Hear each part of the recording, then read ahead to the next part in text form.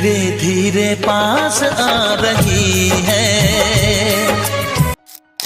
दोस्तों 12 दिसंबर को आपका कक्षा 11वीं का राजनीति शास्त्र पॉलिटिकल साइंस का अर्धवार्षिक परीक्षा का पेपर है। लगातार दोस्तों मैं आपको तैयारी कराते जा रहा हूं, इसलिए पहले ही दोस्तों आपको इंपॉर्टेंट क्वेश्चन बता दिए हैं और पेपर के माध्यम से मैं आपको क्वेश्चन बताते जा रहा हूं। ये आपका पार्ट 2 है। पार्ट 1 आ चुका है। पार्ट 1 में दोस्तों आपको सही विकल्प बता दिए थे, रेगिस्तान की पूर्ति बता दी थी, साथ ही दोस्तों सही जोड़ी हमने देख ली थी, एक शब्द एक वाक्य में देख लिए थे और सत्य असत्य भी कंप्लीट कर लिए थे। इसके साथ ही दोस्तों हमने क्या है प्रश्न क्रमांक 6वें से लेकर प्रश्न क्रमांक 15वें तक के क्वेश्चन देख लिए थे, जो कि आपके क्या 2 अंकी वाले प्रश्न रहते हैं।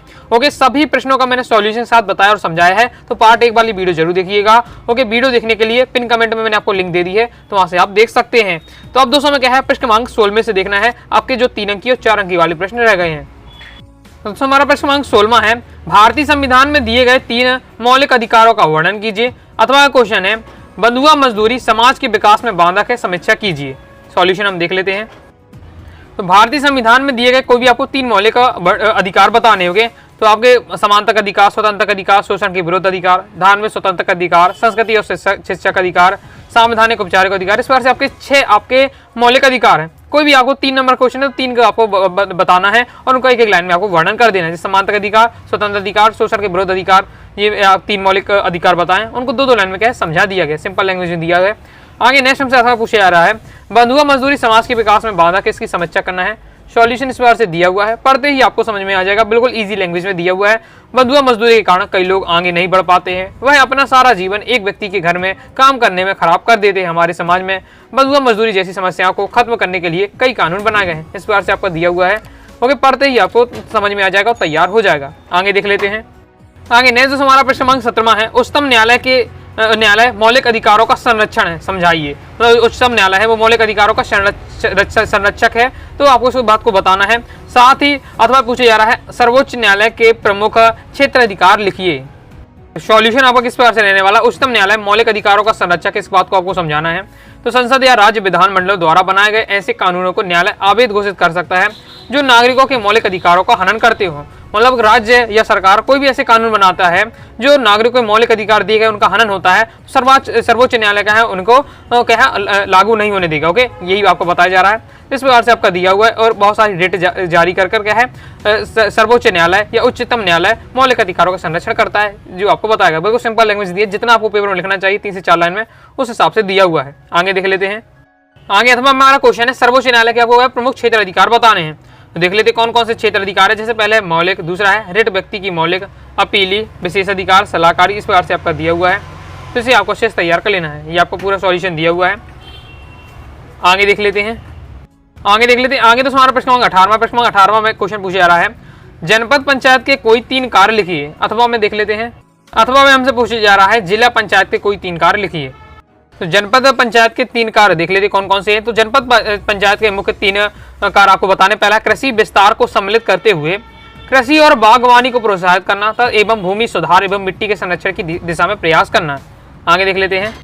आगे के 2 पॉइंट आपके ये दिए हुए हैं। ओके, इतने भी आपको तैयार कर लेना है। ये आपको 3 दिए हुए हैं जनपद पंचायत के 3 कार्य। आगे देख लेते हैं। इसके बाद दोस्तों हमसे जिला पंचायत के कार्य पूछे जा रहे हैं 3 कार्य, तो जिला पंचायत के भी कार्य देख लेते हैं, बहुत ज्यादा इंपॉर्टेंट है। ओके, जिला पंचायत है, जनपद पंचायत में कोई भी क्वेश्चन आपके पेपर में आ सकता है, तैयार करके रखना है। तो ये आपके दिया हुआ जिला पंचायत के कार्य। ओके, इसी शॉर्ट ले लीजिए और आपका जितना आपको लिखना चाहिए तो इसी हिसाब से दिया हुआ है, ज्यादा विस्तार से नहीं दिया हुआ है। ओके, जितना सिंपल हो सकता है वो आपको उस हिसाब से दिया हुआ है, तैयार कर लीजिएगा। आगे देख लेते हैं। आगे तो हमारा प्रश्न क्रमांक 19वां है, राजनीति विज्ञान की पद्धति को संक्षेप में लिखिए। अथवा क्वेश्चन पूछा जा रहा है, राजनीति सिद्धांतों के अध्ययन का महत्व लिखिए। चलिए सॉल्यूशन देख लेते हैं। ओके, तो क्वेश्चन हमारा ये दिया है, राजनीति विज्ञान की प्रकृति को आपको समझाना, पद्धति नहीं प्रकृति है। ओके, तो प्रकृति को आपको समझाना, तो राजनीति विज्ञान की किस प्रकार की प्रकृति होती है वो आपका बताया जा रहा है। ओके, और जो आपका राजनीति विज्ञान है वो क्या होती है, इसकी प्रकृति विज्ञान की भी है और कला की भी, मतलब विज्ञान और कला का मिला जुला रूप होता है, विज्ञान और कला का ये समन्वय होता है इसमें। ओके, तो इस प्रकार से आपका बताया जा रहा है। आगे हमसे अथवा पूछा जा रहा है, राजनीतिक विज्ञान राजनीतिक सिद्धांतों के अध्ययन का महत्व लिखिए। राजनीतिक सिद्धांत है उनका अध्ययन करते हैं तो उसका क्या क्या महत्व है वो आपको बताया जा रहा है। पॉइंट वाइज पॉइंट दिया, 3 नंबर क्वेश्चन है, 3 पॉइंट के माध्यम से आपको यहाँ बताया जा रहा है। इसका क्या है, फास्ट आप लिखिए, सॉल्व लीजिए। तो इस प्रकार से दोस्तों हमारा क्या है ये कंप्लीट हो जाता है। लाइक और शेयर ठोक दीजिए, महाकाल का लाइक और शेयर ठोक दीजिए। पूरा साल मेहनत करता हूँ आपके लिए बेटा, ऐसा नहीं चलेगा, ऐसा नहीं चलेगा। आगे देख लेते हैं। आगे नेक्स्ट हमारा आ जाता है प्रश्नांक 20वां। प्रश्नांक 20 में से हमारे क्या 4 अंक वाले प्रश्न स्टार्ट हो जाते हैं। तो इसमें हमारा क्वेश्चन है राजनीतिक स्वतंत्रता क्या है। राजनीतिक स्वतंत्रता व्यक्ति को कौन कौन से अधिकार प्राप्त होते हैं। अथवा क्वेश्चन है सामाजिक प्रतिबंधों से क्या आशय है। क्या किसी भी प्रकार के प्रतिबंध स्वतंत्रता के लिए आवश्यक है। राजनीतिक स्वतंत्रता क्या है। राजनीतिक स्वतंत्रता में व्यक्ति को कौन कौन से अधिकार प्राप्त होते हैं देख लेते हैं। राज्यों के कार्यों में सक्रिय रूप से भाग लेने वाले अधिकारों को राजनीतिक स्वतंत्रता कहते हैं। राजनीतिक स्वतंत्रता में व्यक्ति को प्राप्त अधिकार कौन कौन से। पहला है कि नागरिकों को अपने प्रतिनिधि निर्वाचित करने की स्वतंत्रता होती है, ये आपका दिया हुआ है। जब भी क्वेश्चन का सॉल्यूशन याद करें हेडिंग आपको मेन तैयार होनी चाहिए, उसके बाद में फिर आप आसानी से 2-3 लाइन लिख लेंगे। इसके आगे आपका दिया हुआ है राजनीतिक स्वतंत्रता में व्यक्ति को प्राप्त अधिकार में कि दूसरा है स्वयं निर्वाचित होने की स्वतंत्रता, मतलब खुद भी क्या है निर्वाचित हो सकता है। ओके, विधायक जैसे चुनाव हो रहे हैं तो उसमें पद में खड़ सकता है। सरपंच के चुनाव हो रहे हैं तो सरपंच के क्या है निर्वाचित हो सकता है। ओके, नेक्स्ट है सार्वजनिक पद ग्रहण करने की योग्यता। चौथा है सार्वजनिक विषयों पर सूचना पाने का अधिकार। तो ये आपके दिए हैं राजनीतिक स्वतंत्रता में व्यक्ति को ये 4 अधिकार प्राप्त हो जाते हैं। आगे देख लेते हैं। आगे तो हमारा नेक्स्ट क्वेश्चन है सामाजिक प्रतिबंधों से क्या आशय है। क्या किसी भी प्रकार के प्रतिबंध स्वतंत्रता के लिए आवश्यक है। सॉल्यूशन इसका दोस्तों आपका ये दिया हुआ है, तो इसे आपको तैयार कर लेना है। इस प्रकार से हमारा कंप्लीट हो जाता है। आगे देख लेते हैं। आगे बढ़ने से पहले दोस्तों बताना चाहूंगा, अगर दोस्तों आप क्या है क्लास 11 पॉलिटिकल साइंस सब्जेक्ट की प्रॉपर तैयारी करना चाहते हैं तो अनुराग साड़ी क्लासेस के क्लास 11 पॉलिटिकल साइंस के कोर्स को ज्वाइन कर सकते हैं। ओके, कई महीनों की मेहनत के बाद दोस्तों ये कोर्स आपके लिए तैयार किया गया है। आप स्क्रीन पर देख सकते हैं डेमो के रूप में आपको सभी चैप्टर के दिखाई जा रही पीडीएफ की आपके लिए टाइप करके पूरा all chapter important question answer all chapter objective material तैयार किया गया है। ओके, तो साथ ही इसमें आपको क्या है model paper previous year paper मिलने वाला है। तो कोर्स को दोस्तों ज्वाइन करने के लिए 90 39 53 44 79 इस दिए व्हाट्सएप नंबर मैसेज करके कोर्स के बारे में जानकारी ले सकते हैं और कोर्स को ज्वाइन कर सकते हैं। पीडीएफ मटेरियल रहेगा दोस्तों, तो आप क्या है कम समय में अच्छी तैयारी कर पाएंगे। आगे नेक्स्ट दोस्तों हमारा 21वां क्वेश्चन है न्याय के सिद्धांतों का वर्णन कीजिए। कोई 4 आपको बताने हैं अथवा में सामाजिक न्याय के कोई 4 महत्व लिखिए। न्याय के सिद्धांत को वर्णन करना तो ये आपके न्याय के सिद्धांत दिए इंपॉर्टेंट है, प्रीवियस ईयर पेपर में आ चुका है। ओके, पहला है समकक्षों के समान साथ समान बर्ताव का सिद्धांत। दूसरा है समानुपातिक न्याय का सिद्धांत। तीसरा है विशेष जरूरतों का विशेष ख्याल रखने का सिद्धांत। ये आपका दिया हुआ है। ओके, तो तैयार आपको कर लेना, ये आपके न्याय के सिद्धांत दिए हुए हैं। स्क्रीनशॉट आप ले सकते हैं। आगे देख लेते हैं। आगे नेक्स्ट दोस्तों हमसे क्या है सामाजिक न्याय के क्या है महत्व पूछे जा रहे हैं। तो सामाजिक न्याय के महत्व आपको इस प्रकार से पॉइंट वाइज पॉइंट दिए। पहला पॉइंट, ये दूसरा, ये तीसरा, ये चौथा, इस प्रकार से आपका दिया हुआ है। तो इसका पूरा आप स्क्रीनशॉट ले लीजिए और प्रॉपर आपको इसे तैयार कर लेना है। कंप्लीट हो जाता है। आगे देख लेते हैं।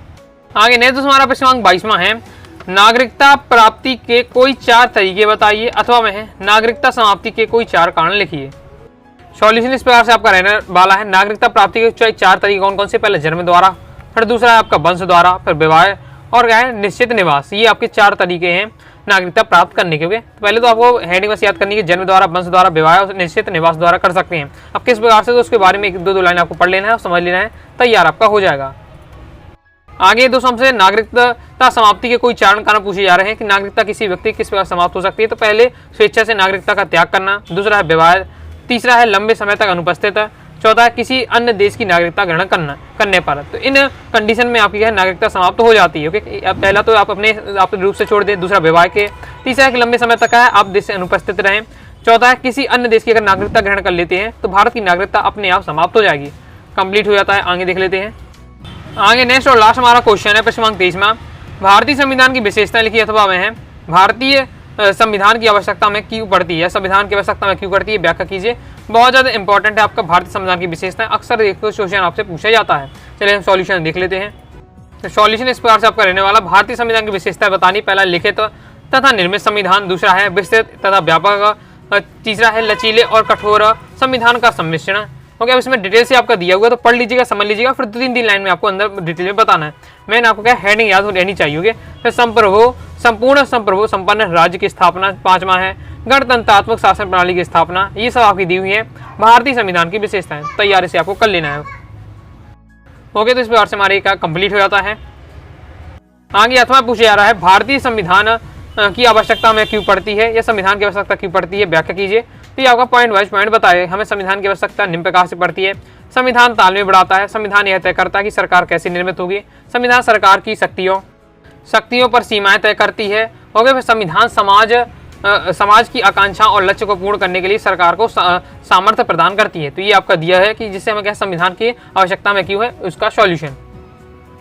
इस प्रकार से दोस्तों मैंने आपको क्या है इस कंप्लीट प्रश्न पत्र का सॉल्यूशन बता दिए। जितने क्वेश्चन बताए सॉल्यूशन साथ सभी को दोस्तों आपको तैयार कर लेना है। साथ ही इससे पहले जो इंपॉर्टेंट क्वेश्चन बताए उन्हें भी आपको तैयार करके रखना है। तो आई होप दोस्तों आपको वीडियो पसंद आएगी। वीडियो पसंद आए लाइक करके सब्सक्राइब जो कर दीजिएगा। साथ ही दोस्तों टेलीग्राम चैनल और व्हाट्सएप चैनल को ज्वाइन कर लीजिएगा। कोई दोस्तों डाउट आता है कमेंट बॉक्स में जरूर पूछिएगा। मिलते हैं नेक्स्ट वीडियो में, तब तक के लिए बाय बाय।